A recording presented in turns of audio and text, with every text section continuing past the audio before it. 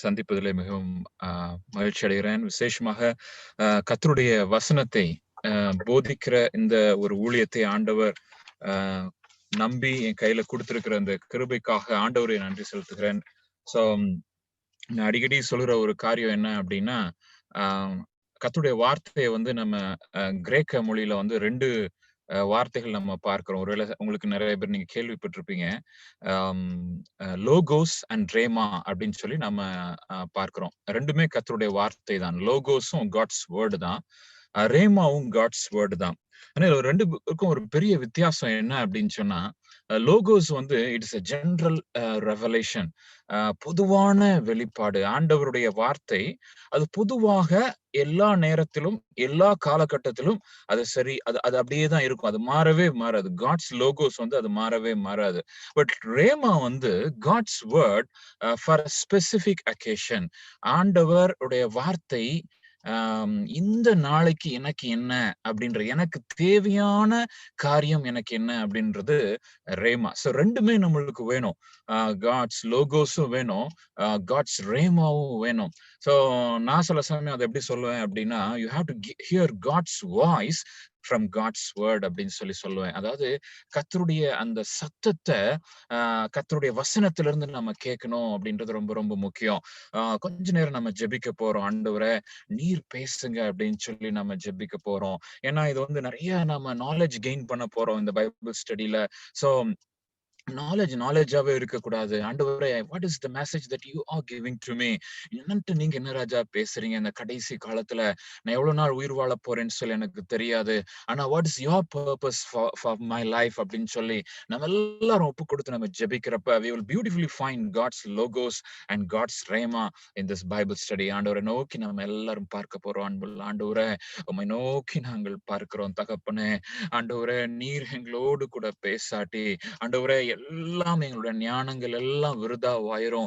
ஆண்டவரே எங்களுடைய ஸ்டடி எல்லாமே விருதாவாயிரும். ஆண்டவரே உம்முடைய வார்த்தையை நாங்கள் ஆண்டவரை கேட்கிறதுக்கு தடங்களா இருக்கிற எல்லா காரியத்தையும் நீர் ஆண்டவரே தயவாய் மன்னிக்க வேண்டுமாய் கூட ஜெபிக்கிறேன்.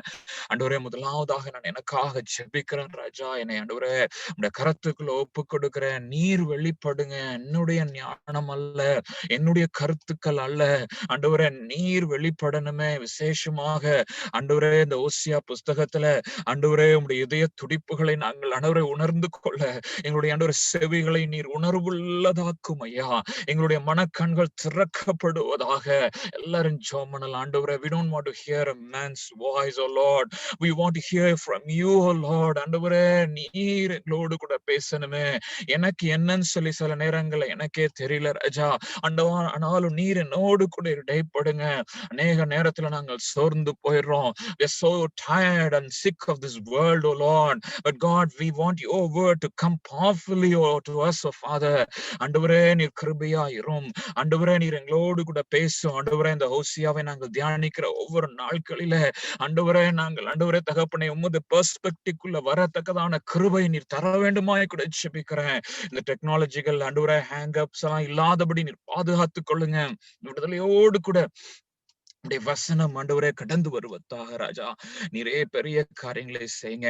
ஆண்டவரே நீர் எங்களோடு கூட பேசுங்க. உடைய கரத்துல ஒப்பு கொடுக்கிறோம். உடைய கரத்துல ஒப்பு கொடுக்கிறோம். இயேசுவின் நாமத்தில் பிதாவே. ஆமென், ஆமென். சோ ஹோசியா அந்த புத்தகத்தை நம்ம எடுத்துட்டோம் அப்படின்னு சொன்னா இட்ஸ் அ இன்ட்ரெஸ்டிங் ரீட் அப்படின்னு சொல்லலாம். நல்ல ஒரு இன்ட்ரெஸ்டிங்கா இருக்கும் படிக்கிறதுக்கு. ஜென்ரலா நம்ம படிச்சோம் அப்படின்னா. பட் கொஞ்சம் உள்ளுக்கு போய் படிச்சோம் அப்படின்னா it's very very crucial book அப்படின்னு சொல்லி நம்ம பார்க்கிறோம். ஏனென்று சொன்னால் ஜென்ரலாக நம்ம யோசிக்கிறோம் பழைய ஏற்பாட்டுல ஆண்டவருடைய அந்த கோபாக்கினை, நியாய தீர்ப்பு, நியாய பிரமாணங்கள் அவன்ற பரிசுத்தம் தான் வெளிப்பட்டு இருக்குது அப்படின்னு சொல்லி நினைக்கிறோம். ஏன்னா நிறைய நேரத்துல ஆண்டவர் வந்து அந்த சீனாய் பர்வதத்துல நிறைய பேர் சாகுறாங்க. ஆண்டவருடைய அந்த கொஞ்ச நேரம் அந்த உடன்படிக்கை பெட்டியை வந்து கீழே விழுந்துருச்சேன்னு சொல்லி ஹெல்ப் பண்ண யாராச்சும் வந்தா கூட ஆண்டவர் அடிச்சிடுறார். அப்படிப்பட்டதான ஒரு அந்த பழைய ஏற்பாட்டு தேவனை நம்ம தியானிக்கும் பொழுது பழைய ஏற்பாட்டு தேவனை நம்ம தியானிக்கும் பொழுது நம்மளுக்கு எப்படி ஒரு ரெவலேஷன் நம்மளுக்கு கிடைக்கும்னா, வில் ஹேவ் அ ஃபியர், ஒரு பயத்தை உண்டு பண்ணும். ஆனா புதிய ஏற்பாட்டுல வர்றப்ப இயேசு கிறிஸ்துவின் மூலமாக ஆண்டவருடைய அந்த வெளிப்பாடு வரும் பொழுது அவர் சாந்த சொரூபியாக, அவர் அவர் மனதுருக்கமுள்ள தேவனாக, சுகம் கொடுக்கிற தேவனாக, மனுஷர்கள் அவரை தொடும்படியாக, அவர் மனுஷர்களை தொடுகிற அந்த சூழ்நிலை மாம்சத்தின் வெளிப்பட்ட அந்த ஒரு காரணத்துல நம்ம பார்க்கும் பொழுது ஆண்டவருடைய அந்த கிருபைகளையும் அன்பையும் நம்ம சிலுவையில நம்ம ஃபைனலா நம்ம பார்க்கிறோம். சிலுவையில ஆண்டவருடைய அன்பு வெளிப்படுகிறத நம்ம பார்க்கிறோம். ஆனா நீங்க நல்லா புரிஞ்சுக்கணும், காட்ஸ் நேச்சர் கிராஜுவலா ரிவீல் ஆகுது. அதாவது God is also holy, at the same time God is also passionate and loving. இந்த ரெண்டு கேரக்டர்ஸ் கான்ஃபிளிக்ட் ஆற புக் அப்படின்னு சொல்லி நான் சொல்லுவேன். ஆண்டவருடைய பரிசுத்தம் ஒரு சைடு, இன்னொரு சைடு ஆண்டவருடைய அன்பு. சோ இன்னைக்கு நம்ம ஏதாச்சும் ஒண்ணுதான் நம்ம போதிக்கிற ஆட்களை நம்ம பார்க்க முடியும். எய்தர் அவங்க லீகலிசத்தை போதிப்பாங்க, இப்படி இருக்கணும், அப்படி இருக்கணும், அப்படி இருக்கக்கூடாது, இப்படி இருக்கக்கூடாது, அப்படி இருக்கணும், இப்படி இருக்கணும். நம்ம பிள்ளைங்களுக்கு நம்ம ஆர்டர் போடுவோம்ல, அதே போல புல்பீட்லயும் அப்படியே ஆர்டர் போட்டுட்டே இருப்பாங்க. லீகலிசமா போயிரும், வேற பாரசிக்கல் ரிலிஜன் அது போயிரும். பரிசேயனுடைய அது ஒரு ஏன்னா தன்னுடைய வாழ்க்கையில நம்ம பிராக்டிஸ் பண்ணாத ஒரு காரியத்தை நம்ம மத்தவங்களுக்கு அந்த ஃபோர்ஸ் பண்றப்ப தானாகவே அது லீகலிசமாக மாறி போகும். தானாகவே அது லீகலிசமா மாறி போகும். But at the same time நீங்க ரெண்டையும் நீங்க தியானிக்கும் பொழுது, ஆண்டவருடைய அன்பையும் தியானிக்கும் பொழுது அது ரொம்ப வித்தியாசமா இருக்கும். அப்ப சில பேர் இப்படி வந்துடுறாங்க. எப்படின்னா, பழைய ஏற்பாட்டுல ஆண்டவர் ரொம்ப கோவப்பட்டாருப்பா, புதிய ஏற்பாட்டுல கோவப்படுறது கம்மி பண்ணிட்டாரு அப்படின்ற மாதிரி ஒரு போதனை நம்மளுக்கு வர ஆரம்பிக்கும். அப்படி கிடையாது. God is one at the same time. அவருடைய இருதயத்துல அதனாலதான் கான்ஃபிளிக்ட்ஸ் நிறைய இருக்குது. அந்த one place we find God's conflict is in the book of Hosea. ஓசியாவோட தீர்க்க தரிசன புஸ்தகத்துல இந்த ரெண்டு கேரக்டர்ஸும், காட்ஸ் ஹோலினஸ் ஒரு சைடு, இன்னொன்னு காட்ஸ் கம்பேஷன். எல்லாரும் சொல்லுங்க, நான் அன்மியூட் பண்ண வேண்டாம், but I want to repeat this. God's holiness, another side God's compassion, தேவனுடைய பரிசுத்தம், இன்னொரு சைடுல தேவனுடைய இரக்கம். சோ ஒருவேளை இதை குறித்து நம்ம தியானிக்கிறது, போதிக்கிறது எல்லாம் சில நேரங்கள்ல எனக்கு ரொம்ப ஒரு மாதிரி ஒரு பயத்தை கொடுக்கிறது. ஏன் அப்படின்னு சொன்னா, இட்ஸ் வெரி சென்சிட்டிவ் பிளேஸ், ரொம்ப ஒரு சென்சிட்டிவான ஒரு இடம், where we step into God's heart. ஆண்டவருடைய இருதயத்துல ஒரு எக்ஸிபிஷன் மாதிரி ஆண்டவர் நம்மளுக்கு அப்படியே திறந்து காமிக்கிற மாதிரி இருக்கும். we might face strange feelings. நம்மளுக்கு வித்தியாசமான உணர்வுகள் வர்றதுக்கு நிறைய வாய்ப்பு இருக்கு. அதனாலதான் போதிக்கிறதும் அவ்வளவு லேஸ் கிடையாது. ஒரு நாலேஜ் பேஸ்ல நான் டீச் பண்ணிட்டு போயிடலாம். ஓசியான டைம்ல இப்படி வந்தாரு, அப்படி வந்தாரு, அப்படி வந்தாரு, இந்த வசனம் அந்த வசனம் அப்படின்னு சொல்லிட்டு. But that's not the message of Hosea. Hosea's message runs very very deep அப்படின்னு சொல்லி நான் சொல்ல விரும்புறேன். சோ இன்னைக்கு நம்ம என்ன பார்க்கிறோம் அப்படின்னா, ஒரு சின்ன இன்ட்ரோடக்ஷன் அபவுட் காட்ஸ் ப்ராஃபட்ஸ். தேவனுடைய தீர்க்கதரிசிகள் என்று சொன்னால் யார்? காட்ஸ் ப்ராஃபட்ஸ் யார் அப்படின்னா, they are with a message, okay, given by God and sent to a people in a particular time period. ஒரு குறிப்பிட்ட செய்தியை ஆண்டவர் இந்த தீர்க்கதரிசிகளுக்கு கொடுக்கிறார். ஒரு குறிப்பிட்ட ஜனங்களுக்கு நீ போய் இந்த செய்தியை நீ சொல்லு அப்படின்னு சொல்றாரு. ஒரு குறிப்பிட்ட காலகட்டத்துல வாழ்ந்து கொண்டிருக்கிற அந்த மக்கள். சோ இத இன்னும் கொஞ்சம் நல்ல சிம்பிளா சொல்லணும்னா, ஒரு குறிப்பிட்ட காலகட்டத்துல தம்முடைய தேவ ஜனங்களுக்கு, தம்முடைய வார்த்தையை கொண்டு செல்ல ஒரு நபரை ஏற்படுத்துகிறார். இன்னைக்கு இந்த தீர்க்க தரிசனம் அப்படின்ன உடனே நிறைய பேர் இந்த என்ன சொல்ல, அந்த சூட்சேயரிங் அப்படின்ற பாயிண்ட்க்கு வந்துடுறாங்க. ப்ரெடிக்டிவ் ப்ராஃபஸி, அதாவது நாளைக்கு என்ன நடக்கும், அந்த இது ஆணுடைய சித்தமா இல்லையா அப்படின்னு சொல்லி இந்த குறி சொல்றது தீர்க்க தரிசனம் அப்படின்னு சொல்றாங்க. நல்லா புரிஞ்சுக்கணும். there are three aspects in prophecy. one Old Testament prophecy ஒன்னு இருக்கிறது. பழைய ஏற்பாட்டுல தீர்க்க தரிசன புத்தகங்கள். அந்த தீர்க்கதரிசிகள் ஆண்டவர் அந்த காலகட்டத்துல ஒரு செய்தியை கொடுக்கிறார். நிறைய ப்ராஃபட்ஸ்க்கு ஒரே ஒரு மெசேஜ் தான், நிறைய மெசேஜ் எல்லாம் கிடையாது. சோ அப்படிப்பட்ட ஒரு காலகட்டத்துல ஆண்டவர் தம்முடைய வல்லமையும், தம்முடைய வசனத்தையும், தம்முடைய சித்தத்தையும் வெளிப்படுத்துவதற்கு ஒரு சில நபர்களை எழுப்புகிறார். சோ இன்னைக்கு காட்ஸ் ப்ராஃபட்ஸ் இருக்கிறாங்களா? இருக்கிறாங்க. பட் நாட் இந்த வே வி திங்க். நம்ம எப்படி யோசிக்கிறோம்? ப்ராஃபட்ஸ்னா அப்படியே அவங்க இப்படிலாம் நடக்க போகுது, அப்படிலாம் நடக்க அப்படி கிடையாது. தேவனுடைய வசனத்தை தேவனுடைய ஒரு குறிப்பிட்ட ஜனங்களுக்கு நீங்க ஒரு சர்ச்சில் இருக்கிறீங்க அப்படின்னா, ஆண்டவர் உங்கள பாரப்படுத்தலாம். உங்கள பாரப்படுத்தலாம். இந்த சபையை குறித்து ஒரு பாரம் வரும். ஒரு ஜெனரேஷனை குறிச்சு ஒரு பாரம் வரும். ஒரு ஒரு ஒரு தலைமுறையை குறிச்சு ஒரு பாரம் வரும். ஒரு சில மக்களை குறித்து ஆண்டவர் நம்மள ஹார்ட்ட பர்டன் பண்ணுவாரு. So you have the burden is a sign that God is giving you a message. ஒரு பாரம் வந்தாலே ஆண்டவர் ஏதோ ஒரு காரியத்தை உங்கள்ட்ட சொல்ல போகிறார்ன்றதுதான் அர்த்தம்ன்றத மறந்து போகக்கூடாது. அது எய்தர் ஃபார் பிரேயரா இருக்கலாம், இல்ல ஃபார் ஆக்ஷனா இருக்கலாம். So God's prophets இன்னைக்கு இருக்கிறாங்க, but not in the way that we think. Prophecy, prophetical gift இருக்குது, gifts of prophecy இருக்குது. அது வந்து குறைவுள்ளது, prediction அதுல இருக்குது, அதுல குறைவுள்ளது, நம்மளுடைய தீர்க்க தரிசனங்கள் குறைவுள்ளது அப்படின்னு இருக்குது. நம்ம தீர்க்க தரிசனங்கள் டெஸ்ட் பண்ணணும்னு இருக்குது. தீர்க்கதரிசனம் சொல்லிட்டாங்க, அதனால இப்படி நடக்கும் அப்படி நடக்கும்னு சொல்லி கடைசி காலம் நம்ம ஏமாந்து போயிடக்கூடாது. We should have a solid foundation of God's revealed will in this. So in the prophets வந்து நான் ஏன் இந்த இவ்வளவு ஸ்ட்ரெஸ் பண்றேன் அப்படின்னா, the more I start preparing for this இந்த மெசேஜஸ் எல்லாம், God was again and again reminding me, இந்த குரூப்ல இருந்து நிறைய பேர் ஆண்டவர் நான் பயன்படுத்தணும்னு நினைக்கிறேன். I want to give my message. I want to spend time with these people. இந்த ஜனங்களோடு நான் என்னுடைய சித்தத்தை நான் சொல்லணும்னு சொல்லி நினைக்கிறேன். என்னுடைய வேலை ஏதோ ஒரு வேலையை அவங்க செய்ய வேண்டி இருக்குது அப்படின்னு சொல்லி ஆல்மோஸ்ட் லைக் ஒரு மினிஸ்டர்ஸ்க்கு ப்ரிப்பேர் பண்ற மாதிரியே எனக்கு இருந்துச்சு. I not know where are you, who are you, and which place in time and history are you place.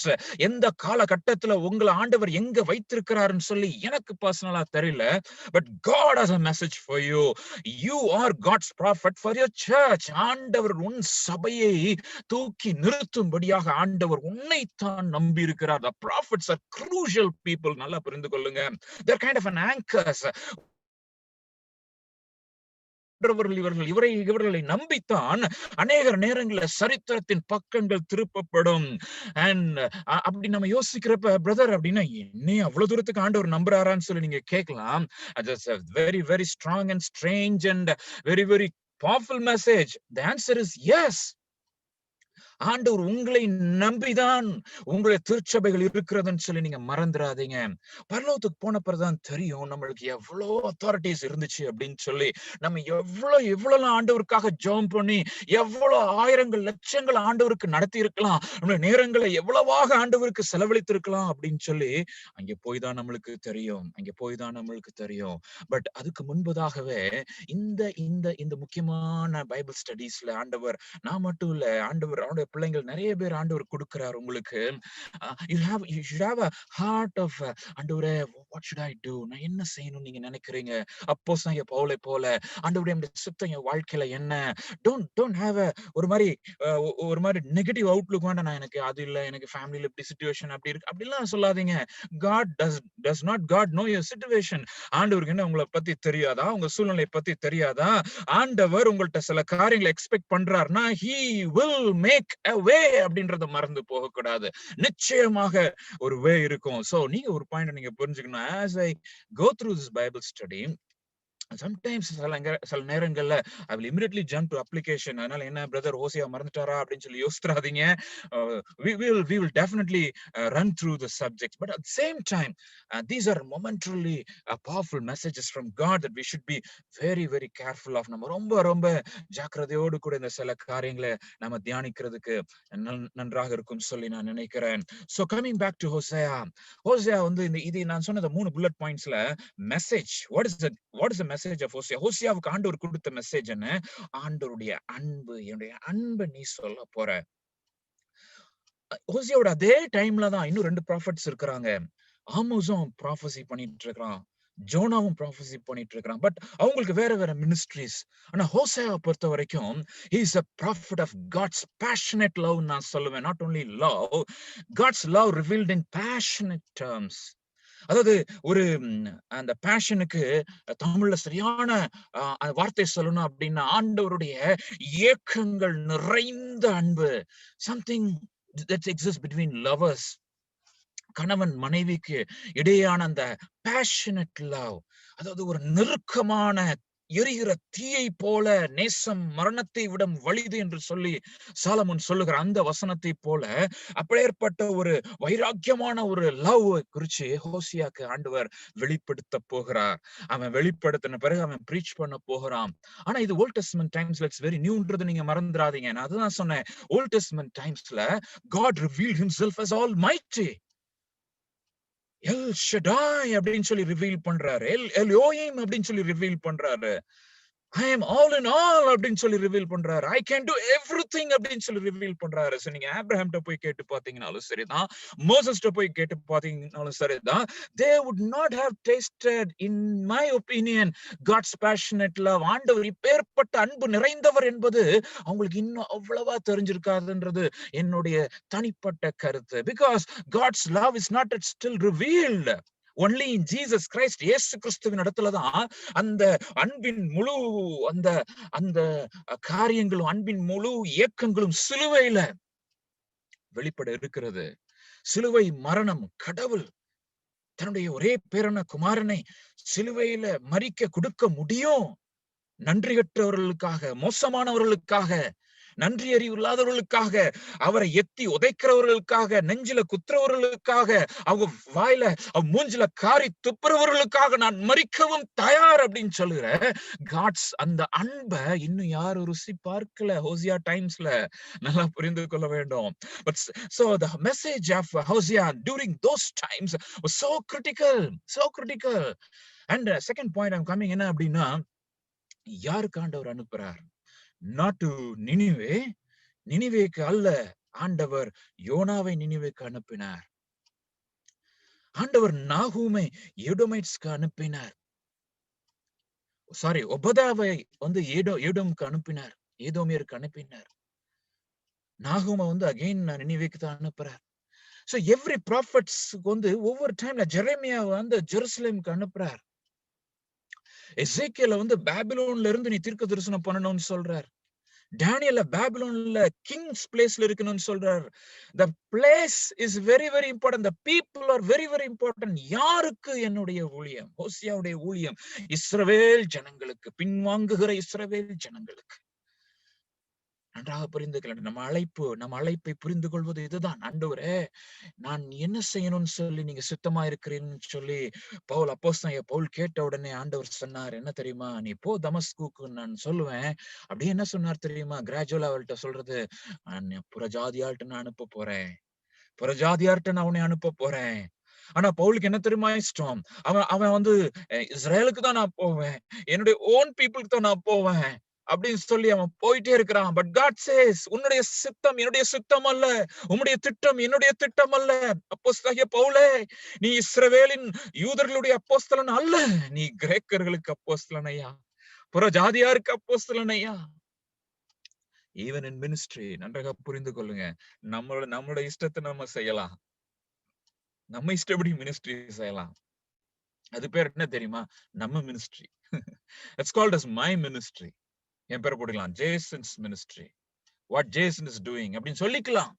But ஆண்டவர் உங்களையும் என்னையும் ஏன் வைத்திருக்கிறார் என்று அவரிடம் போய் நம்ம கேட்கிறப்ப அவரோட சித்தத்தை செய்யறதுதான். ஒரு டைம்ல வந்து ஒரு பிரதர் என்கிட்ட கேட்டாங்க. என்ன கேட்டாங்கன்னா, பிரதர், முதல்ல நீங்க ஒரிசாக்கு போனீங்க, ஒரிசால ஆதிவாசிகள் மத்தியில தான் உங்களுக்கு ஆண்டவர் சொல்றாரு அப்படின்னு சொல்லி ஆதிவாசிகள்கிட்ட போனீங்க. 7-8 வருஷம் அங்க இருந்தீங்க ஒரிசால. அதுக்கப்புறம் திடீர்னு ஆண்டவர் வந்து உங்களை மத்திய பிரதேஷ்ன்னு சொன்னீங்க. ஒரிசா அப்ப போயிருச்சு. மத்திய பிரதேஷ்ன்னு சொன்னீங்க. 3 வருஷம் அங்கே இருந்தீங்க. அங்க வந்து யூத் மத்தியில கொஞ்சம் ஊழியம் செய்தீங்கன்னு சொல்லிங்க. ஆதிவாசியில இருந்து யூத் மாறுச்சு. அப்புறம் 3 வருஷம் கழிச்சு திடீர்னு எனக்கு ஆண்டவர் தமிழ்நாட்டு மேல பாரம் கொடுக்கிறாருன்றீங்க பிரதர். என்ன உங்க அழைப்பு தான் என்ன அப்படின்னு சொல்லி, இனி உங்க லைஃபே ஒரு ஸ்டெடியா இல்ல இருந்த மாதிரி தெரியல அப்படின்னு சொல்லி என்கிட்ட ஒரு பெரிய ஆளு, ஒரு மூத்த மிஷனரி, அவர்கிட்ட கேட்ட உடனே எனக்கு I was shake hand, literally shake hand. என்ன ஆண்டவரே, எனக்கு ஒரு தெளிவான நான் இஷ்டத்துக்கு நான் பண்ணிட்டு இருக்கிறேனா அப்படின்னு சொல்லி ஆண்டவர்கிட்ட பாதத்துல உட்கார்ந்து கேட்ட உடனே ஆண்டவர் சொன்னார், என்ன தெரியுமா சொன்னார்? மானே, அழைப்புனா என்ன தெரியுமா? நான் சொல்றதை செய்யறதுதான், நான் சொல்றதை செய்யறதுதான். வேற எதுவுமே ஊழியம் கிடையாது. All other things are rubbish. உன் மைண்ட்ல எழுதி வச்சுக்கிடுங்க, மைண்ட்ல எழுதி வச்சுக்கிடுங்க. ஆண்டவர் சொல்றத செய்யணும். நான் சொல்ற காரியங்களை நீங்க ரிப்பீட் பண்ணுங்க. நல்லா கேட்கணும், நல்லா செய்யணும். என்னோட சத்தத்த இல்ல, ஆண்டவருடைய சத்தத்த. You should listen from God and do accordingly. அவ்வளவுதான். Very simple. அப்ப இஸ்ரவேல் ஜனத்துக்கு ஆண்டவர் ஓசியாவை அனுப்புறார்.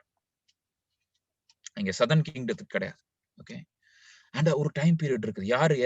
யாரோட டைம்ல தெரியுமா? ஜெரபம் 2. உனக்கு குறித்து நம்ம பார்க்க போறோம். ஜெரபம் 2. சோ நம்ம quickly we are going to நான் என்ன சொல்லலாம்னு சொல்லி நினைக்கிறேன் அப்படின்னு சொன்னா, ஹிஸ்டரி ஆஃப் இஸ்ரேல் உங்களுக்கு தெரிஞ்சிருக்கும். But I just want to நான் கொஞ்சம் சிஸ்டமேட்டிக்கா போகணும்னு யோசித்தேன். ஸ்மால் ஒரு ஹிஸ்டரி ஆஃப் இஸ்ரேல் வந்து நீங்க பாத்தீங்கன்னா, நான் போன தடவை பைபிள் சொல்லி சொன்ன ஞாபகம் இருக்குது. ஆபிரகாமுடைய அழைப்புல இருந்து ஆரம்பிக்குது. என்ன அப்படின்னா ஜெனிசிஸ் 12. நான் அதை அடிக்கடி சொல்லுவேன். ஜெனிசிஸ் 12 வந்து ரொம்ப குரூஷியல்.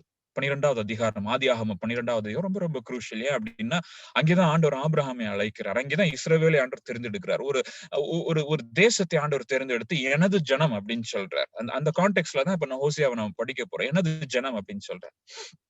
சோ அந்த ஒருவனா இருந்த ஆபிரகாம் வந்து ஆதியாகமம் 50 அதிகாரத்துக்கு வர்றப்ப 70 பேரா வர்றாங்க.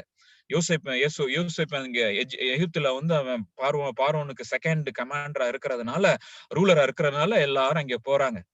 அதுக்கப்புறம் ஒரு 450 வருடங்கள் அங்கே கடந்து போகிறது. அந்த 70 பேரு எப்படி மாறுறாங்க? ஒரு பெரும் கூட்டமா மாறுறாங்க.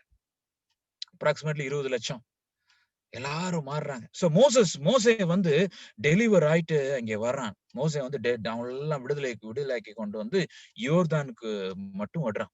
சோ முதல்ல 5 புக் அதோட முடியுது. சோ அப்ராக்சிமேட்லி 20 லட்சம்.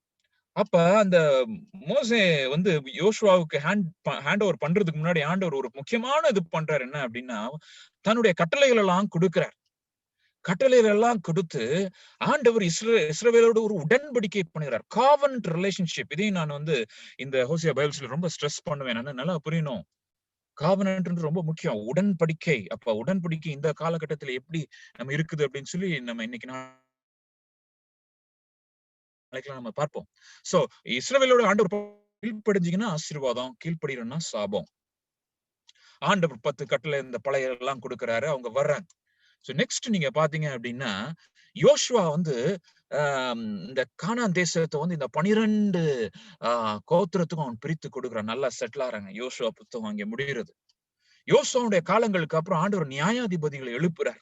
நியாயாதிபதி புத்தகங்கள் முடிகிறது. டெபோரா, கிதியோன், சிம்சோன் அப்படின்னு நிறைய நியாயாதிபதிகள் அங்கே வருவாங்க. நியாயாதிபதிகள் முடிஞ்ச பிறகு சாமுவேலுடைய அந்த தீர்க்க தரிசன புத்தகங்கள் வருகிறது. சாமுவேலுடைய ஆக்சுவலா என்ன அப்படின்னா தட் ஸ்பிரிட் ஆஃப் கிங்ஸ். இப்ப ஆண்டவர் வந்து ராஜாக்களை எழுப்ப போகிறது அவனுடைய அனாதி தீர்மானம் அப்படின்னு சொல்ல முடியாது. ஏன் அப்படின்னு சொன்னா ஜனங்கள் தான் மற்றவங்களை போல எங்களுக்கு ராஜா வேணும் அப்படின்றாங்க. அப்ப ஆண்டவருடைய இனிஷியல் பிளான் என்ன? நான் தான் உங்க ராஜா, நான் தான் உங்க ராஜா, நீ என் ஜனம், என் மேய்ச்சலின் ஆடுகள், நீங்க என்னைதான் பார்க்கணும், நான் தான் உங்களுக்கு எல்லாம். அப்ப மொத்தம் ரொம்ப ஃபார்முலா எதுவுமே இருக்காது. ராஜா இருக்காது, ஆர்மி இருக்காது, எதுவும் இருக்காது. ஏதாச்சும் ஒரு இது வந்துச்சுன்னா யாராச்சும் ஆண்டவர் எழுப்புவார். ஆண்டவர் நியாயம் தீர்த்து கொண்டிருந்தார். அதுதான் இந்த டிவைன் கிங்டம். அதுதான் ஆண்டவர் விரும்பினார். அப்ப எல்லாரும் இங்க 12 கோத்திரங்கள் மத்தியில வந்து ஆசாரிகள் இருந்தாங்க, லேவியர்கள் இருந்தாங்க. தேவனுடைய வார்த்தையை அவங்க போதித்துக் கொண்டிருந்தார்கள். ஆனா அதுக்கப்புறம் கிங்ஷிப்புக்கு போகுது. எல்லாம் புரிந்து கொள்ள. அப்ப சவுல் ஒரு ராஜாவாக இங்க வருகிறான். ஆண்டவர் அவனை தள்ளுகிறார். கீழ்ப்படியாததுனால தள்ளி விடுகிறார். தமக்கு தன்னுடைய இருதயத்துக்கு ஏற்ற தாவீதை அங்கே ஏற்படுத்துகிறார். தாவீதுடைய குமாரன் அங்கே வருகிறார். தாவீது குமாரன் இருக்கிறவர் தான் கரெக்ட் லாஸ்ட் அந்த யுனைடெட் கிங்டம் இஸ்ரவேல் அப்படின்னு சொல்லி சேர்ந்து இருந்தது. அதுதான். அதுக்கப்புறம் என்ன நடக்குது? சாலமனுடைய காலங்களுக்கு அப்புறம் இஸ்ரவேல் ஜனங்கள் ரெண்டா பிரிஞ்சிடறாங்க. Southern kingdom and northern kingdom. நீங்க பாத்தீங்கன்னா சதர்ன் கிங்டத்துல யூதா கோத்திரம் இருக்கிறத நம்ம பார்க்கிறோம். பெஞ்சமினும் யூதாவும் இருக்கிறத நம்ம பார்க்கிறோம். 2 ட்ரைப்ஸ் மட்டும் தான் சதர்ன் அதாவது தென் அந்த பகுதியில் இருக்கிறாங்க. இவர்கள்தான் யூதர்கள் அப்படின்னு நம்ம இன்னைக்கு சொல்றோம். நார்தர்ன் கிங்டம் 10 கோத்திரங்கள் சாலமோனுக்கு அப்புறம் பிரிஞ்சு போயிருது. இதைத்தான் ஓசியாவில் நம்ம பார்க்கிறோம். இந்த நார்தர்ன் கிங்டத்துக்கு தான் ஓசியா அனுப்பப்படுகிறான் என்பதை நம்ம மறந்து போகக்கூடாது. இந்த தேசத்துக்கு, வட ராஜ்யத்துக்கு அனுப்பப்படுகிறான். ஆண்டவர் இஸ்ரவேலை எப்ராயிமே என்று சொல்லி சொல்லுகிறார். ஓசியா புத்தகத்துல கிட்டத்தட்ட 35 தடவை வருது. ஆண்டவர் எப்ராயிமே எப்ராயிமே எப்ராயிமேன்னு சொல்றார். சமாரியா தான் பொதுவான கேபிட்டலா இங்க மாறுறத நாம பார்க்கிறோம். சோ இது வரைக்கும் நான் போதும்னு நினைக்கிறேன். இப்ப நம்ம முக்கியமான பகுதிக்கு வரும். the days of Jeroboam. இப்போ ஓசியாவை ஆண்டவர் ஏன் அனுப்புகிறார் அப்படின்ற ஒரு பாயிண்ட். ஏன் ஓசியாவை இந்த காலகட்டத்துல எரோபியாம் அப்படின்னு சொல்லி நம்ம பார்க்கணும். ஏன் 2 அப்படின்னா, இதுக்கு முன்னாடி சாலமோன் காலகட்டத்திலும் எரோபியாம் சொல்லி ஒரு ராஜா வருகிறான். அதை தொடர்ந்து அநேக வருஷங்களுக்கு அப்புறம் இவனோட பேரும் எரோபியாம். சோ அதனால 2 அப்படின்னு சொல்லி நம்ம புரிந்துகிறதுக்காக வைத்துக்கிறோம். மத்தபடி 2 ஒரே பெயர் தான், எரோபியாம். இந்த எரோபியாமுடைய நாட்கள்ல ஓசியா தீர்க்கதரிசி ஆண்டவர் எழுப்புறாரு. இதைத்தான் நம்ம ஓசியா 1வது அதிகாரம் 1வது வசனத்துல நம்ம வாசிக்கிறோம். யூதா தேசத்து ராஜாக்களாகிய உசியா, யோதாம், ஆகாஸ், எசேக்கியா என்பவர்களின் நாட்களிலும், யோவாசின் குமாரனாகிய இஸ்ரேலின் ராஜாவாகிய எரோபியாம் என்பவனின் நாட்களிலும், பெயேரியின் குமாரனாகிய ஓசியாவுக்கு உண்டான கர்த்தருடைய வசனம் அப்படின்னு சொல்லி நம்ம பார்க்கிறோம். ரொம்ப ரொம்ப முக்கியம். இந்த முதல் வசனங்கள் இருக்குது, முக்காவாசி அந்த நம்ம தீர்க்கதரிசன புத்தகங்கள்ல இந்த முதல் வசனம் வந்து ரொம்ப ரொம்ப முக்கியம். ஏன்? அந்த பீரியட் இன் ஹிஸ்டரி ஆண்டவர் அந்த காலகட்டத்துல ஏன் அனுப்புகிறார் அப்படின்னு படிக்கிறதுக்கு நம்ம கரஸ்பாண்டிங் அந்த ராஜாக்களை நம்ம படிச்சாதான் நம்ம முடியும். இப்ப நீங்க எரோபியாமை குறித்து நீங்க பார்த்தீங்க அப்படின்னா, எந்த காலகட்டத்துல வாழ்ந்தார் அப்படின்னா, எரோபியாமுடைய தகப்பனார் இருக்கார்ல, யோவாஸ் தான் எலிஷா மரண படுக்கையில போய் இஸ்ரவேலின் யுத்தங்களும் ரதங்களும் குதிரைகளுமாயிருக்கிற என் தேவனே அப்படின்னு சொல்லி எலிஷாவினுடைய மரண படுக்கையில வந்து புலம்பி அழுகிறது யாரு அப்படின்னா, இந்த எரோபியாமுடைய அப்பா அப்படின்றது மறந்து போகக்கூடாது. சோ இன்னைக்கு எரோபியாம் வந்து ராஜா அதனுடைய அதிகாரத்துக்கு வர்றப்ப அவன் கிட்டத்தட்ட ஒரு 40 வருஷம் அரசாள்கிறான். ஆனா அந்த 40 வருஷத்துக்கு முன்னாடி 2 மினிஸ்டர்ஸ், பவர்ஃபுல் மினிஸ்டர்ஸ் இஸ்ரேல்ல இருந்தாங்க. யார் அப்படின்னா, Elisha and Elijah. In other words, Elijah and Elisha, எலியாவும் எலிசாவுடைய ஊழியங்கள் கிட்டத்தட்ட ஒரு 100 வருஷம். Powerful ministry. All the Old Testament, பழைய ஏற்பாட்டினுடைய முழுவதுமாக நம்ம பார்க்கிறப்ப மோசேஸ்ல அந்த அற்புதங்கள் அடையாளங்கள் செய்தார். அதை தவிர்த்து ஆண்டவருடைய வல்லமை பயங்கரமாக வெளிப்பட்ட காலங்கள் இந்த 2 தீர்க்கதரிசன காலங்கள், 2 தீர்க்கதரிசியினுடைய காலங்கள் என்பதை நம்ம மறந்து போகக்கூடாது. அந்த காலகட்டத்துலதான் இந்த சிரியாவின் அந்த சேனாதிபதி வந்து நாமான் வந்து சுகமாகறான்றதை மறந்து போகக்கூடாது. சோ இந்த காலகட்டத்துல எரோபியாம் வந்து ராஜாவாகிறான். சோ பீப்புளுக்கு நல்லா தெரியும், ஆண்டுடைய வல்லமை குறித்து நல்லா தெரியும்.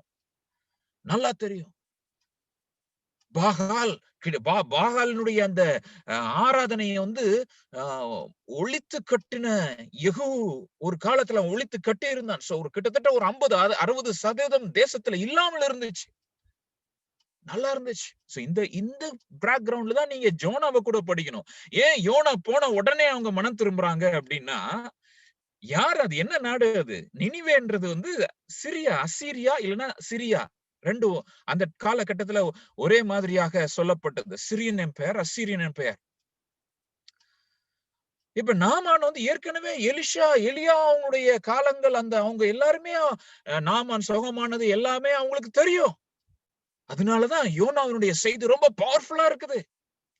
So it's a time of prosperity என்று சொல்லி நம்ம பார்க்கிறோம். 2 ராஜாக்கள் 14வது அதிகாரம், ஒரே ஒரு வசனத்தை கூட நான் வாசிக்கிறேன். 2 ராஜாக்கள் 14வது அதிகாரம் 28வது வசனத்துல நீங்க பாத்தீங்க அப்படின்னு சொன்னா, 14, 28, 25ல நீங்க யோனாவை பார்க்கலாம்.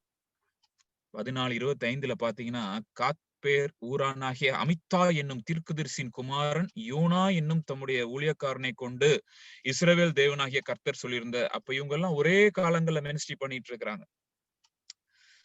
சோ அது எந்த காலம் அப்படின்னு நான் சொல்ற பாயிண்ட் நீங்க மறந்துடக்கூடாது. அதாவது யோனா, ஆமோஸ், ஓசியா, இவங்க 3 பேரும் ஒரு 100 வருடங்கள் எலிஷாவினுடைய காலங்களுக்கு அப்புறம் வர்றாங்க.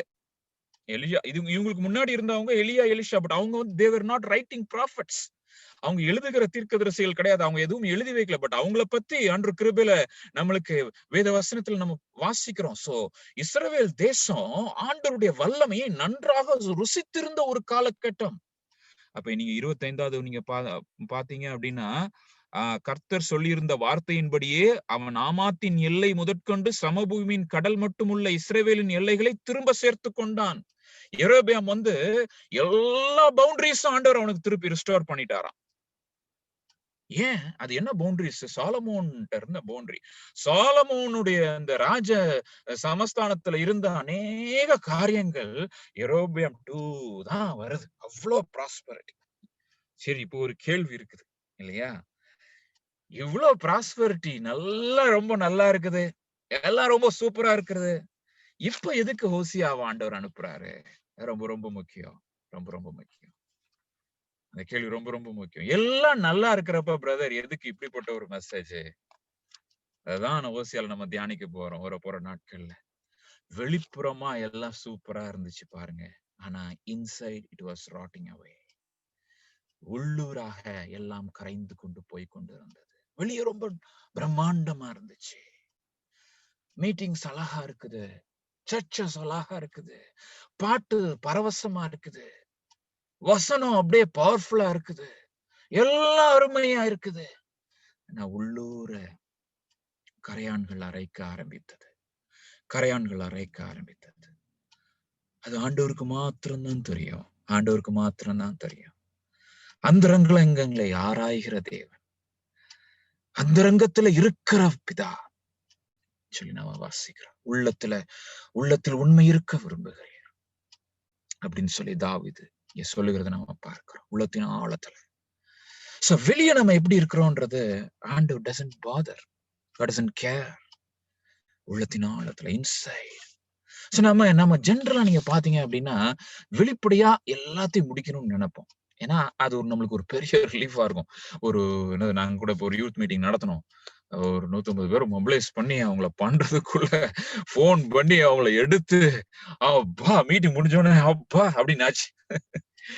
அப்பா மீட்டிங் எவ்வளவு 150 பேர் 180 கிட்டத்தட்ட வந்துட்டாங்கப்பா அப்படின்னு ரொம்ப சாட்டிஸ்ஃபைட் நம்மளுக்கு. But God is not satisfied with all those things. ஆண்டுடைய பார்வை இன்னும் ஆழமாக போய்கொண்டே இருக்கிறது. ஆண்டுடைய எதிர்பார்ப்புகள் இன்னும் வேற மாதிரி இருக்குது. நம்ம மேல்புறமான சாட்டிஸ்பாக்சன்ல நம்ம இருக்கக்கூடாதுன்னு சொல்லி ஆண்டவர் சொல்லுகிறார். அப்ப இந்த இஸ்ரவேல் ஜனங்கள் நிறைய காரியங்கள் ஆண்டவர் சொல்லுகிறார். ஆண்டு சுத்தமான அல்லத நம்ம நாளை கழிச்சு பார்ப்போம். என்னென்ன இஸ்ரவேல் ஜனங்கள்ல அவங்க பாவம் செய்யறாங்க. வெளிப்படையா நல்லா இருந்தாலும் உள்ளூர என்ன காரியங்கள், நிறைய காரியங்கள் இல்லையா? தன் இருதயத்தை நம்புகிறவன் மூடன். நம்மளும் பாத்தீங்க அப்படின்னா ஜெனரலா ஹியூமன்லி ஸ்பீக்கிங் நம்ம தப்ப நம்ம ஒத்துக்கிடவே மாட்டோம். யாராச்சும் சொன்னாங்க அடுத்தவங்க தான் இல்லையா? ஒரு பேனா நீங்க கீழே போட்டீங்கன்னு வச்சுக்கீங்களேன். இந்த பேனா கீழே போட்டீங்கன்னா நம்ம என்ன சொல்லுவோம் தெரியுமா? பேனா கீழே விழுந்துருச்சு. நம்ம சொல்ல மாட்டோம். என்ன சொல்ல மாட்டோம்? நான் பேனாவை கீழே போட்டேன் அப்படின்னு சொல்லவே மாட்டோம். அது ரொம்ப வூண்டிங்கா இருக்கும். அது ரொம்ப அஃபெண்டிங்கா இருக்கும். அது ரொம்ப ஹர்ட்டிங்கா இருக்கும். சோ வூண்டு இருக்கக்கூடாது, ஹர்ட் இருக்கக்கூடாது, அஃபென்ஸ் இருக்கக்கூடாது. ஆனா என்ன பிரச்சனை? சர்ஜரி பண்ண வேண்டி இருக்குது பிரதர். கேன்சரஸ் பார்ட் இருக்குது உடம்புல. நீங்க என்ன பெயின் இருக்கக்கூடாதுன்னு சொல்றீங்க? What we need is surgery. வெட்டி எடுக்கணும். அதைத்தான் ஆண்டவர் புலம்புகிறார். ஒரு வசனத்தை கூட நம்ம வாசிக்கலாம். ஓசியா 6வது அதிகாரம் 1வது வசனம். ஓசியா 6 1வது வசனம். கர்த்தரிடத்தில் திரும்புவோம் வாருங்கள். நம்மை பீறினார், அவரே நம்மை குணமாக்குவார். நம்மை அடித்தார், அவரே நம்முடைய காயங்களை கட்டுவார் அப்படின்னு சொல்லி நம்ம பார்க்கிறோம். கர்த்தரிடத்தில் திரும்புவோம் வாருங்கள். நம்மை பீறினார், அவரே நம்மை குணமாக்குவார். நம்மை அடித்தார், அவரே நம்முடைய காயங்களை கட்டுவார். 2வது வசனம். 2 நாளுக்கு பின்பு அவர் நம்மை உயிர்ப்பிப்பார். 3ஆம் நாள் நம்மை எழுப்புவார். அப்பொழுது நாம் அவருடைய சமூகத்தில் பிழைத்திருப்போம். அது என்ன தெரியுமா அர்த்தம்? என்ன தெரியுமா சொல்றாங்க? இப்படிதான்ப்பா இருக்கும், நம்ம 2 நாள் அப்படி இருக்கும், அப்புறம் ஆண்டவர் தான் மன்னிச்சு விட்டுருவாருப்பா, மன்னிச்சு விட்டுருவாருப்பா. தப்பு செஞ்சா மன்னிச்சு திருப்பி வந்துட வேண்டியதானே, இதுல என்ன இருக்குது இல்லையா? அதுதான் ஆண்டவர் சொல்ற 4வது வசனத்துல, எப்பிராயீமே உனக்கு நான் என்ன செய்வேன்? ஓசியா 6:4. எப்பிராயீமே உனக்கு என்ன செய்வேன்? யூதாவே உனக்கு என்ன செய்வேன்? உங்கள் பக்தி காலையில் காணும் மேகத்தை போலவும் விடியல் காலையில் தோன்றும் பனியை போலவும் ஒளிந்து போகிறது. ஆண்டவர் வேதனையோட சொல்றார், எப்பிராயீமே நீ என்கிட்ட வரணும்னு வர்றியா, பேருக்காக வர்றியா? மகனே மகளே, நம்மள ஆண்டவரை எப்படி தேடுறோம்?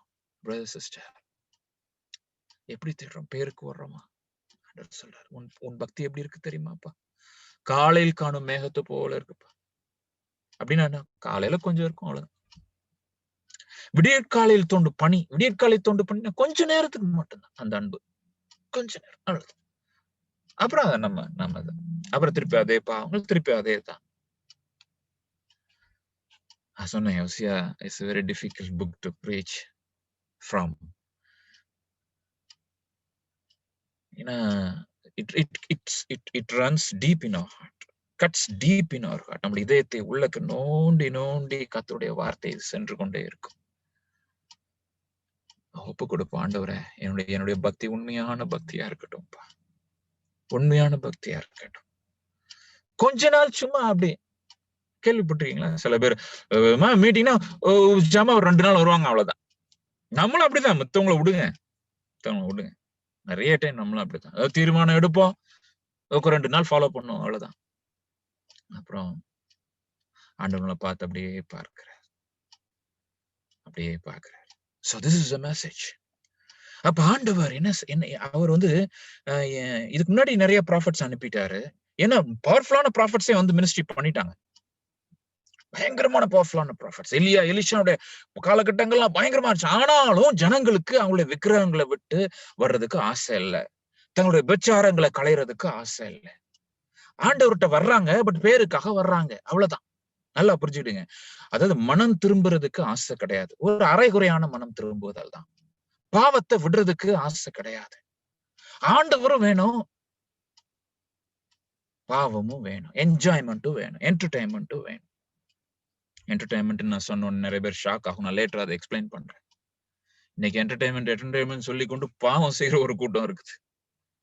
ஏன் இது நான் சொல்லி கொண்டிருக்கிறேன் அப்படின்னா, இப்பேற்பட்ட ஒரு காலகட்டத்துலதான் ஆண்டருடைய வசனம் வருகிறது. என்ன தெரியுமா ஆண்டவர் சொல்றார்? என்ன சொல்றாரு தெரியுமா? 9வது அதிகாரம் 12வது வசனம் ஆண்டவர் சொல்றார், கடைசி பகுதி, நான் அவர்களை விட்டு போகையில் அவர்களுக்கு ஐயோ. ஆண்டவர் இவ்வளோ தம்முடைய தீர்க்கதரிசிலாம் அனுப்பிட்டார். ஆனா ஆண்டவர் இப்ப சொல்றது என்ன தெரியுமா? நான் அவங்கள விட்டு நான் போக போறேன். அதாவது God is planning for a divorce. உடன்படிக்கை தான். இஸ்ரவேல் ஜனங்களோடு ஆண்டவர் உடன்படிக்கை பண்ணினது உண்மைதான். ஆனா அவரிடத்துல உண்மை இல்லை, ஃபெய்த்ஃபுல்னஸ் இல்லை. அதைத்தான் நீங்க பார்க்கிறோம். ஓசியா emerges during this time. இந்த இடத்துலதான் ஆண்டவர் ஓசியாவை அவர் எழுப்புகிறார். ஓசியாவே, என்னுடைய கடைசி முறையாக, God's final appeal. This is God's final appeal. கடைசி முறையாக ஓசியாவே, என் ஜனத்துக்கு நீ போ, என்னுடைய அன்பை பத்தி சொல்லு. இப்பொழுது அவர்கள் மனம் திரும்பினாலும் நான் அவர்களை ஏற்றுக்கொள்ளுவேன். என்னிடம் வரட்டும், உண்மையான இருதயத்தோடு அவர்கள் என்னை தேடட்டும் சொல்லி ஆண்டவர் உடைய அன்பின் ஏக்கத்தோடு கூட அவர் அங்கே கூறுவதை நம்ம ஓசியாவுல பார்க்கிறோம். And this is a last appeal, final appeal. கடைசி அப்பீல் வந்து ஆண்டவர் அன்புல வந்து புல் பண்ண நினைக்கிறார். God compares the relationship with Israel like a marriage. மனவாட்டியே, இஸ்ரவேலே, எப்பிராயீமே, திருமண பந்தத்துக்கு ஒப்பாக நினைக்கிறார். And this is also a new thing. பழைய ஏற்பாட்டுல ஆண்டவர் தேவாதி தேவன் என்பதுதான் எல்லாருக்கும் தெரியும். ஆண்டவர் ஒரு மனிதனுக்கும் ஒரு தலைவனுக்கும் தலைவிக்கும் உள்ள, கணவனுக்கும் மனைவிக்கும் உள்ள உறவை போல ஆண்டவர் ஒரு ஏக்கத்தோடு ஒரு எதிர்பார்ப்போடு வருவார் என்பது இஸ்ரவேல் அந்த திங்கிங்ல அப்பார்ட் ஃப்ரம் தட் அவங்க மைண்டுக்கு உள்ளக்கே போயிருக்காது. அது நம்மளுக்கே அது போகுமான்னு சொல்லி தெரியல இல்லையா? இஸ்ரவேல் ஜனங்களை குறித்து சொல்லிட்டு இருக்கிறோம். ஆண்டவர் நம்மளை பார்த்து பேஷனேட்டா நீ எனக்கு வேணும், நீ எனக்கு வேணும். நம்ம என்ன தெரியுமா சொல்லுவோம்? ஆண்டவர் எனக்கு எனக்கு ஆசீர்வதிங்க, அதை பண்ணுங்க. அதெல்லாம் விடுப்பா, ஐ வாண்ட் யூ. நீ என் பாதத்துல உட்காரணும். Come and sit at my feet. நீ என்னையவே நினைச்சிட்டு இருக்கணும். Almost like a possessive love. possessive love கேள்விப்பட்டிருக்கீங்களா? நீ எனக்கு தான் வேணும். அது கணவன் மனைவிக்கு மட்டும்தான் அந்த possessive love இருக்கும். ஏன் நம்ம மனைவியை இன்னொருத்தர் தொடர்றதுக்கு நம்ம யாரும் விட மாட்டோம். எரிச்சல் வரும். அதான் எரிச்சலின் தேவனா இருக்கிறார். எரிச்சல் வந்துடும். கணவன் இன்னொரு பொம்பளை கூட பேசுறது எந்த ஒரு பெண்ணும் விரும்ப மாட்டாங்க. பேசுறது இன் சென்ஸ் ரொம்ப ரொம்ப இன்டிமேட்டா பேசுறது, ரொம்ப ஓப்பன் ஹார்ட்டடா பேசுறது. No. Are you open with somebody else other than God? Are you intimate with some other people other than God? God is a jealous God. ஆண்டவர் வைராக்கியம் உள்ள தேவன். இதைத்தான் நம்ம பார்க்கிறோம் ஓசியால. இந்த டைம்ல தான் ஓசியாவை ஆண்டவர் எழுப்புறார். ஓசியாவை எழுப்புறார். And he sends the message, ஓசியாவே, I am planning for a divorce. Hosea 9:12 is the theme verse நான் சொல்வேன். Woe to them when I depart from them. நான் அவர்களை விட்டு விலகும் பொழுது அவர்களுக்கு ஐயோ. நான் அவர்களை விட்டு விலகும் பொழுது அவர்களுக்கு ஐயோ. இந்த டைம்ல தான் ஓசியாவை ஆண்டவர் எழுப்புறார். நீ போய் ப்ரீச் பண்ணுன்னு சொல்றார். உண்மையான மனம் திரும்புதலை நீ ப்ரீச் பண்ணு அப்படின்னு சொல்ற. உண்மையான மனம் திரும்புதலை ப்ரீச் பண்ணு அப்படின்னு சொல்ற. இஸ்ரவேலை நான் எதுக்கு ஏற்படுத்தினேன்? என்னுடைய ஜனமாக ஏற்படுத்தினேனே, எனக்காக ஏற்படுத்தினேனே. இந்த பாயிண்ட் நம்ம அடிக்கடி மிஸ் பண்றோம். அடிக்கடி மிஸ் பண்றோம். Why you and I are been called? எதுக்கு ஆண்டவர் உங்களை என்ன அழைத்தார் தெரியுமா? அவருக்காக அழைத்திருக்கிறார். அவருக்காக அழைத்திருக்கிறார். அந்த அழைப்பை நம்ம மறக்கும் பொழுது God departs from us. ஆண்டவர் நம்மை விட்டு விலகுகிறார் அப்படின்னு சொல்றப்ப ஒரு தியாலஜிக்கல் கொஸ்டின் வருது. பிரதர், புதிய ஏற்பாட்டுல ஆண்டவர் நம்ம விட்டு விலகுவாரா? நன்றாக புரிந்து கொள்ளுங்கள். புதிய ஏற்பாட்டுல அதை எப்படி எடுக்க முடியும் அப்படின்னு சொன்னா, உப்பு சாரமற்று போனால் அது ஒன்றுக்கும் உதவாது. அதாவது நீங்க யூஸ்ஃபுல்னஸ் இன் கிங்டம் ஒண்ணுமே இல்லாம ஆயிரும். ஒன்லி நம்ம பாவத்தை ஆண்டவர் விடுறதுக்காக நம்மகிட்ட போராடிக்கிட்டே இருப்பார். பகிரங்கமான பாவங்கள் ஆண்டவர்கிட்ட நம்ம இன்னும் விட்டு கொடுக்காத ஏரியாஸ் நம்மோடு கூட போராடிக்கிட்டே இருப்பார். பட் எவ்வளவு நாள் அவர் போராடுவார்? ஒரு குறிப்பிட்ட நேரத்துக்கு அப்புறம், காலத்துக்கு அப்புறம் போராடுவதை நிப்பாட்டி தன்னுடைய மகிமையை எடுத்து விடுவார். இதை நம்ம மறந்து போகக்கூடாது. இதைத்தான் 2-3 ஸ்லைஸ்ல நான் சொல்லணும்னு சொல்லி நான் நினைக்கிறேன். 1 கொரிந்தியர் 3வது அதிகாரம் 11வது வசனத்துல நீங்க பாத்தீங்க அப்படின்னா, ஊழியத்தை குறித்து இங்க நம்ம பார்க்கிறோம். ஊழியம் எப்படி நம்ம ஊழியங்கள் பண்ணுவாங்க ஜனங்கள். 6 வகையான ஊழியங்கள். ஒவ்வொன்னா சொல்லி நான் சொல்ல போறது கிடையாது. 2 சிம்பிளா டிவைட் பண்றேன். Gold, silver, precious stones, wood, hay, stubble. அதை வாசிக்கலாம். 1 கொரிந்தியர் 3:11வது அதிகாரத்துல, 1 கொரிந்தியர் 3வது அதிகாரம் 11வது வசனத்துல இருந்து, போடப்பட்டிருக்கிற அஸ்திபாரமாகிய இயேசு கிறிஸ்துவை அல்லாமல் வேறு அஸ்திபாரத்தை போட ஒருவனாலும் கூடாது. ஒருவன் அந்த அஸ்திபாரத்தின் மேல் பொன், வெள்ளி, விலையேறப்பட்ட கல், மரம், புல், வைக்கோல் ஆகிய இவைகளை கட்டினால் அவனுடைய வேலைப்பாடு வெளியாகும். நாளானது அதை விளங்க பண்ணும். ஏனெனில் அது அக்கினியினாலே வெளிப்படுத்தப்படும்.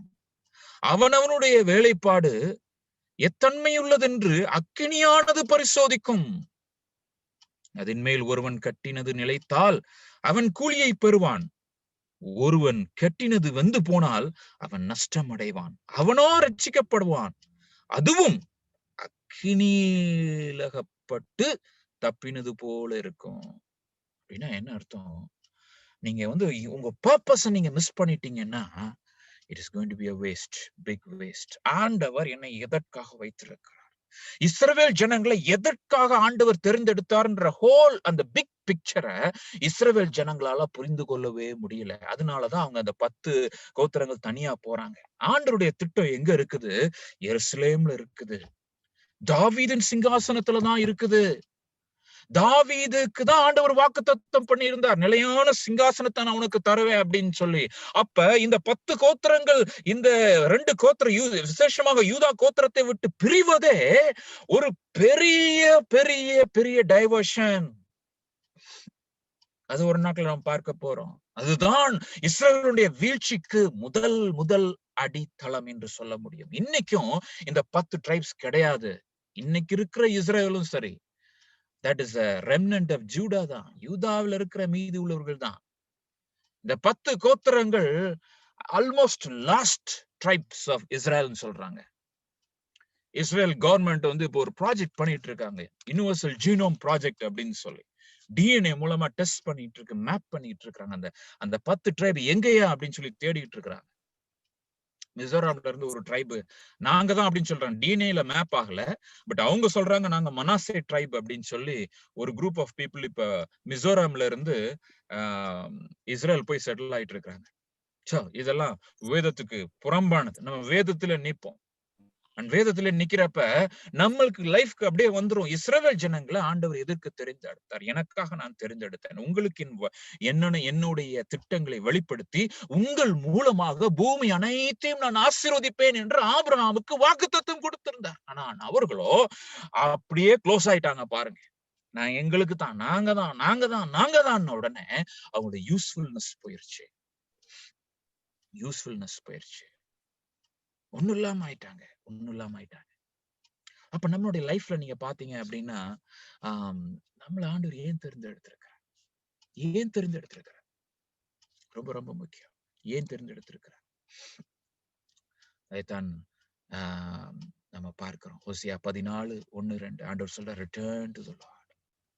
நீ திரும்பி வாங்க, திரும்புங்க அப்படின்னு சொல்றார். திரும்பு அப்படின்றார். இஸ்ரவேலே, உன் தேவனாகிய கர்த்தரிடத்தில் திரும்பு. உன் அக்கிரமத்தினால் விழுந்தாய். வார்த்தைகளை கொண்டு கர்த்தரிடத்தில் திரும்பு. அவரை நோக்கி, தேவரீர் எல்லா அக்கிரமத்தையும் நீக்கி எங்களை தயவாய் அங்கீகரித்தலும், அப்பொழுது நாங்கள் எங்கள் உதடுகளை காளைகளை செலுத்துவோம் அப்படின்னு சொல்லி ஆண்டவர் உண்மையான மனம் திரும்புதல் 14:1, வெறுமையான மனம் திரும்புதல் 6:1. ஓசியா 6:1 பாவ மன்னிப்பே கிடையாது. பாவத்தை குறித்து, அக்கிரமத்தை குறித்து ஒண்ணுமே கிடையாது. அதான் வெறுமையான மனம் திரும்புதல், தவறான மனம் திரும்புதல். ஆனா இங்க நீங்க பாருங்க, ஆண்டவர் எப்படி மனம் திரும்ப சொல்றாரு. ஓசியா 14:2 வார்த்தைகளை கொண்டு நீ திரும்பு. அவரை நோக்கி நீ சொல்லு, அக்கிரமத்தினாலதான் விழுந்தோம். மனம் திரும்பு. வெளிப்படுத்தின விசேஷம் 2வது அதிகாரம், அந்த 7 சபைகள்ல 5 சபைகளுக்கு ஆண்டவர் மனம் திரும்புதலின் செய்தியை கொடுக்கிறார். நீ மனம் திரும்பு.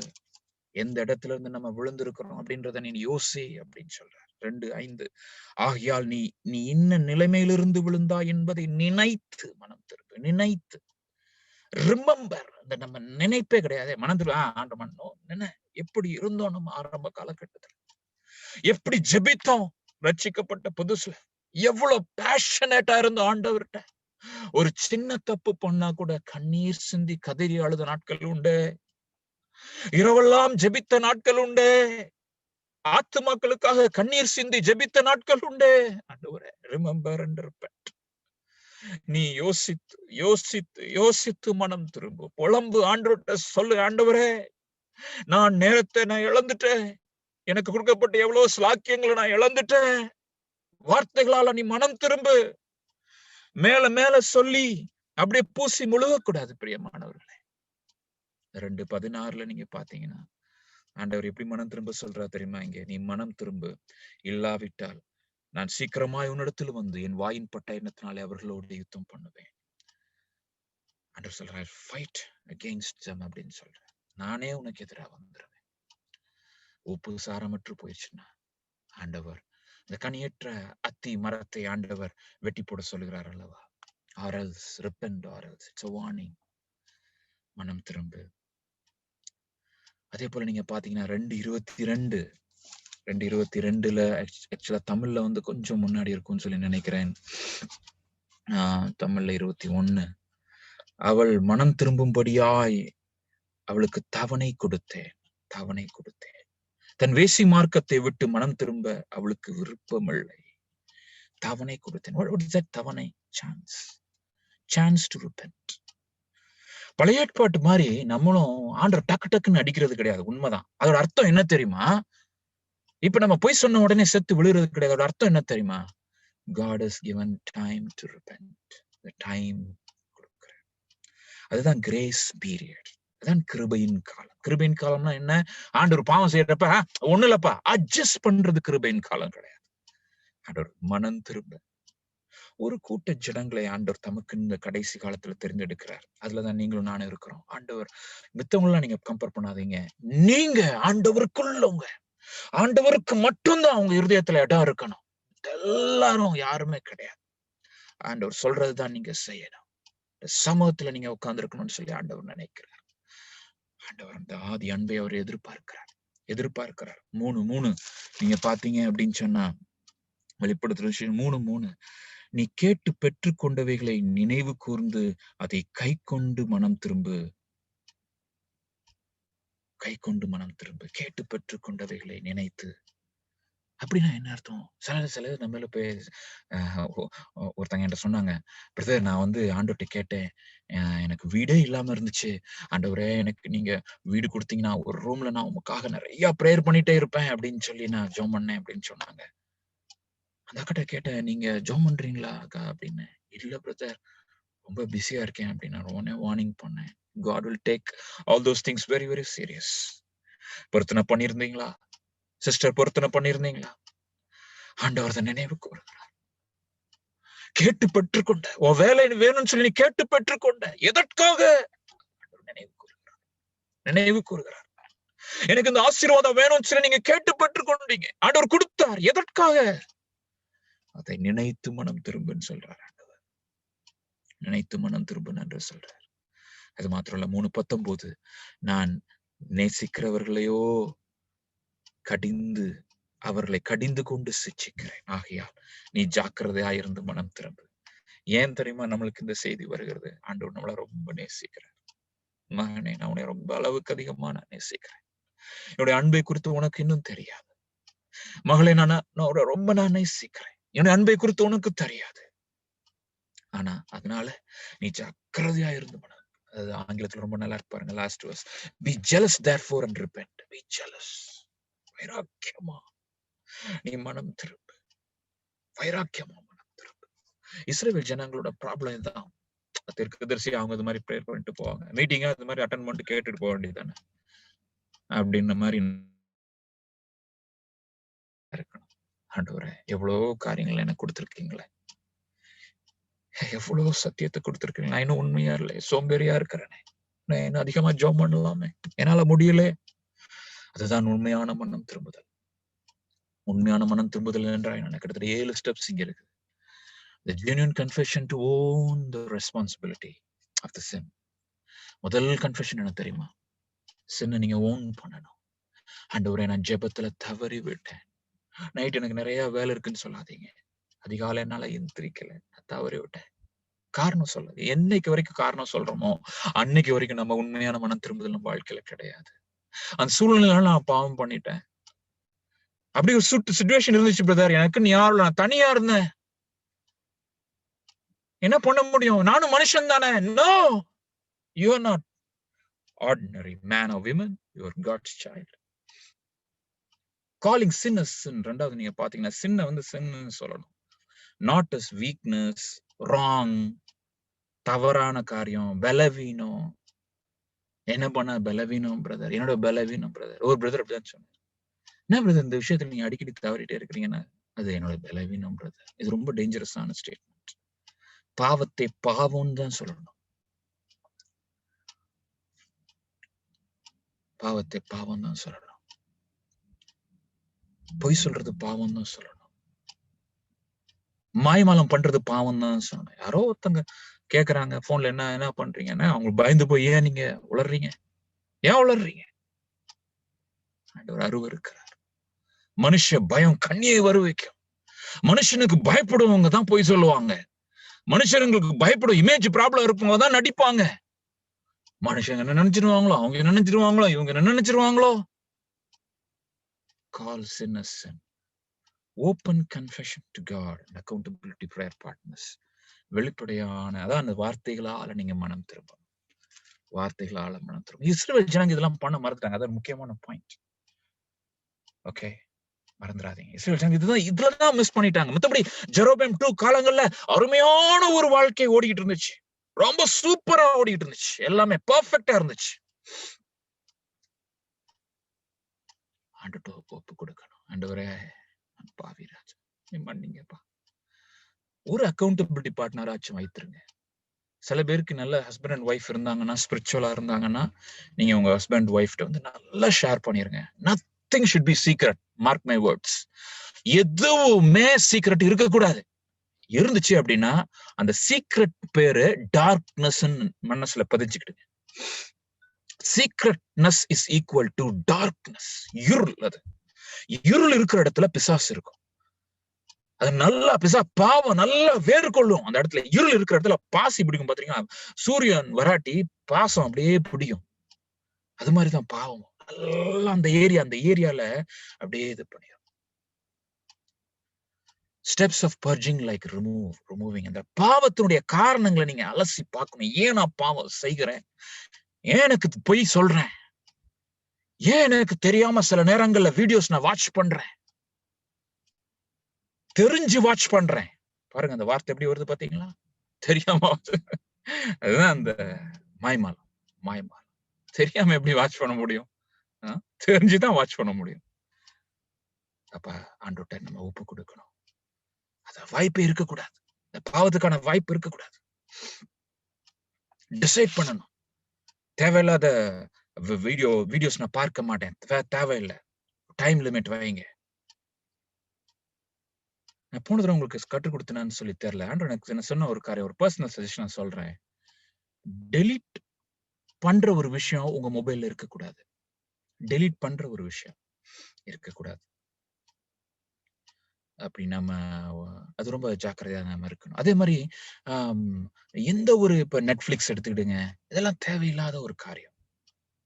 வீடியோஸ் இதெல்லாம் தேவையில்லாத ஒரு காரியம். வெறும் நான் இதை மட்டும் நான் சொல்லல. ஏன்னா நிறைய டைம்ஸ் யங் பீப்புளுக்கு ப்ரீச் பண்ணி மைண்ட் ஃபுல்லும் இதுதான் இருக்குது. பட் நம்மளுக்கு நிறைய நம்ம காரியங்கள் இல்லை. நம்ம மெயினா ஃபோக்கஸ் பண்ண வேண்டியது நான் நினைக்கிறேன் என்ன அப்படின்னா, ஆண்டவர் நம்ம டைம் தான் அவர் எதிர்பார்க்கிறார். ஆண்டவர்கிட்ட நெருங்கி வந்து சேரணும்னு சொல்லி நினைக்கிறேன். Sitting things right with people. இப்ப நம்மளுடைய இப்ப ஒருத்தர் நான் கோபப்பட்டு கத்திருந்தேன்னு வச்சுடுங்களேன், நம்ம ஆண்டவர்ட்ட நான் மன்னிப்பு கேட்கிறேன். ஆண்டவரே என்னை மன்னிச்சிருங்கப்பா, நான் தேவையில்லாம கோவப்பட்டேன், என் பையன்கிட்ட தேவையில்லாம கோவப்பட்டேன்னு சொல்லி மன்னிச்ச பிறகு அப்படியே விட்டுறக்கூடாது. ஐ மீன் நம்ம மன்னிக்க முடியாது. ஆண்டவர் மன்னிச்ச பிறகு நம்ம விட்டுறக்கூடாது. அடுத்த ஸ்டெப் என்ன? அந்த பர்சனோட போய் ரெக்கன்சில் பண்ணணும். போன் பண்ணி பேசலாம், சாரின்னு சொல்லுங்க. சில காரியங்கள் ரெஸ்டிடியூட் பண்ண வேண்டியிருக்கும். நம்முடைய காரியத்தினால ஒரு இழப்பு ஏற்பட்டு இருக்கிறது. என்னுடைய வார்த்தைகளால 2 பேர் அழுது இருக்கிறாங்க அப்படின்னா, ஆண்டவர் அதை வெளிப்படுத்திட்டோம். பிரதர், மித்தவங்கள வார்த்தையில நான் தான் பிரதர் அழுதுட்டு இருக்கிறேன் அப்படின்னு சொல்லிடாதீங்க. ஓகே, அப்படியும் வாய்ப்பு இருக்குது. அதுதான் நம்ம நாளைக்கு பார்க்க போறோம். The man and the message. ஏன் ஆண்டவர் சில சமயம் நம்மளை அழுக வைக்கிறார்? ஏன் ஆண்டவர் உடைக்கிறார்ன்றதை நம்ம நாளைக்கு பார்க்க போறோம். அதுக்கு முன்பதாக ஆண்டவர் ஃபர்ஸ்ட் மெசேஜ்ல நம்ம சரி பண்ணணும். If God wants to move amongst us powerfully,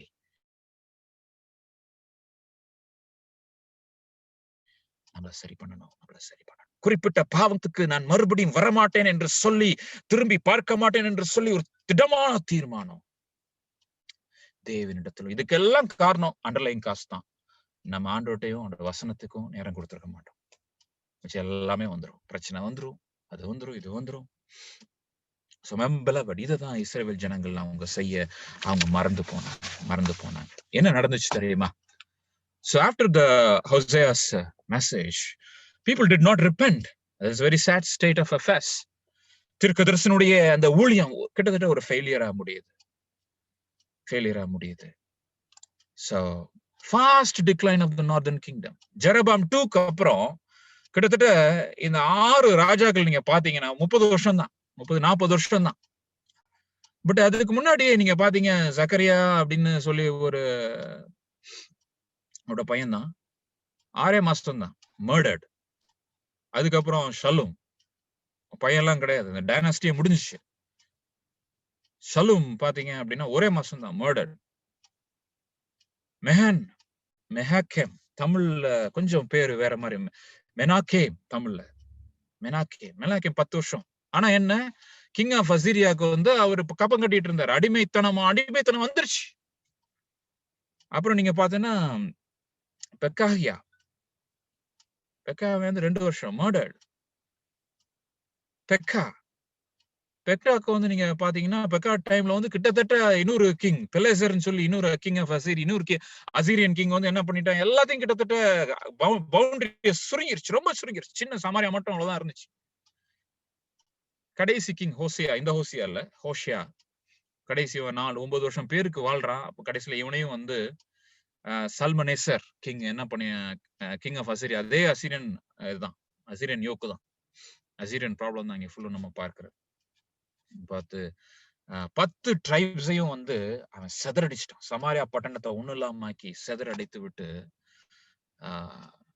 ஒண்ணு இல்லாம ஆக்கிறான். 722 BC. இந்த டேட் கொஞ்சம் முக்கியமானது, கொஞ்சம் முக்கியமானது. The fall of the northern kingdom ஒன்றுலாமானது. தேவனுடைய வசனத்தைக்கு நம்ம கீழ்ப்படியாவிட்டால் there would be consequences. There will be consequences for rejecting God's word. There will be consequences if we fail to repent. நம்ம மனம் திரும்ப மறுக்கும் பொழுது நிச்சயமாக கான்சிக்வன்சஸ் இருக்கும்ன்றத ஹோசியா புத்தகத்துல நம்ம பார்க்கிறோம். So that we end for the meditation. இன்னைக்கு நம்ம இருக்கிற மெடிடேஷனை முடிக்கிறோம். But still we need to go further. என்ன அப்படின்னா, so it's a kind of introduction நான் உங்களுக்கு கொடுத்துருக்கிறேன். God prepares his prophet. இப்போ வந்து ஓசியாவை ஆண்டவர் எழுப்பி இந்த ஜனங்களுக்கு மெசேஜை கொண்டு போகணும். நான் இன்னைக்கு சொல்லியிருக்கிறது என்ன அப்படின்னா, ஒரு இன்ட்ரோடக்ஷன்ல நான் சொன்னது, அவங்க மனம் திரும்ப மறுத்ததுனால the whole thing is getting complicated. ஆனா ஆண்டவர் God is having a plan B. ஆண்டவர் இன்னொரு பிளான் வச்சிருக்கிறார். அந்த அந்த செய்தியெல்லாம் சொல்றதுக்கு God prepares his prophet.